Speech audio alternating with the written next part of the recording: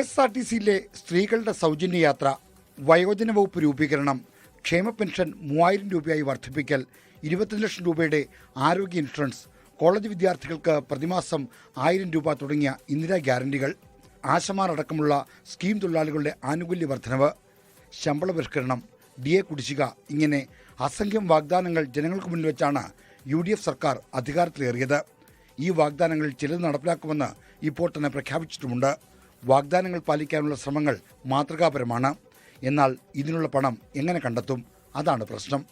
സാധാരണ ഭാഷയിൽ പറഞ്ഞാൽ കൊക്കിന് ഒതുങ്ങുന്നതേ കൊത്താവൂ എന്നാണ്.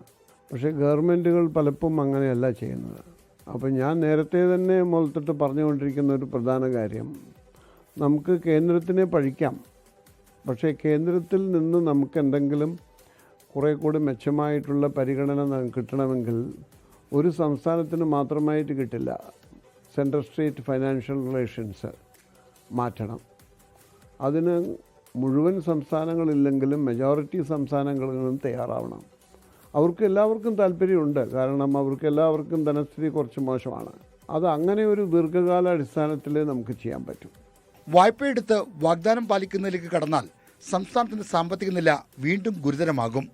കിഫ്ബി പോലുള്ള ബജറ്റിന് പുറത്തുള്ള സാമ്പത്തിക സ്രോതസ്സുകൾ സൃഷ്ടിച്ചിരിക്കുന്ന ബാധ്യതകളുടെ മുകളിലേക്കാണ് പുതിയ വായ്പകളും വരുന്നത്. വായ്പ എടുക്കരുത് എന്ന നിലപാട് ധനപരമായ യാഥാസ്ഥികതയാണെന്ന് പറയുന്നുണ്ടെങ്കിലും എടുക്കുന്ന പണം എന്തിനുപയോഗിക്കുന്നു എന്നത് പ്രശ്നമാണ്. ഗവൺമെൻറ്റുകൾക്ക് സാമ്പത്തിക സിദ്ധാന്തം അനുസരിച്ച് അവർക്ക് വരുമാനത്തിൽ കൂടുതൽ ചിലവുണ്ടെങ്കിൽ കടമെടുത്ത് നടത്താം. പക്ഷേ ആ എടുക്കുന്ന കടം മൂലധന ചെലവിനായിരിക്കണം എന്നാണ് ഒരു പൊതുവെയുള്ള ഒരു തത്വം.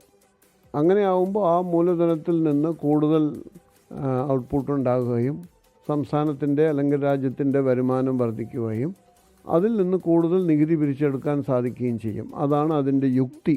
പക്ഷേ നിർഭാഗ്യവശാൽ നമ്മുടെ കേരളത്തിൽ എടുക്കുന്ന കടത്തിൻ്റെ 2/3 ഭാഗവും ദൈനംദിന ചെലവുകൾക്കായിട്ടാണ് എടുക്കുന്നത്. എന്ന് പറഞ്ഞാൽ ഭാവിയുടെ പൈസ എടുത്ത് ഇന്നത്തെ കാര്യം നിർവഹിക്കുക എന്നുള്ളതാണ്. അത് സസ്റ്റൈനബിൾ അല്ല. ജനങ്ങൾക്ക് നൽകുന്ന വാഗ്ദാനങ്ങൾ പാലിക്കുന്നതിന് വരുമാനം ഉയർത്തുക എന്നതാണ് ശരിയായ പോംവഴി. വരുമാനം ഉയർത്താൻ നികുതി പിരിവ് ഊർജിതമാക്കണം. നികുതി ചോരുന്ന വഴികൾ കണ്ടെത്തി അടയ്ക്കണം. നിയമപ്രശ്നങ്ങൾ പെട്ടുകിടക്കുന്ന നികുതി വരുമാന പ്രശ്നങ്ങൾ വേഗത്തിൽ തീർപ്പാക്കണം. ഇതൊക്കെയല്ലാതെ വരുമാനം ഉയർത്തുന്നതിന് മറ്റു കുറുക്കുവഴികളില്ല.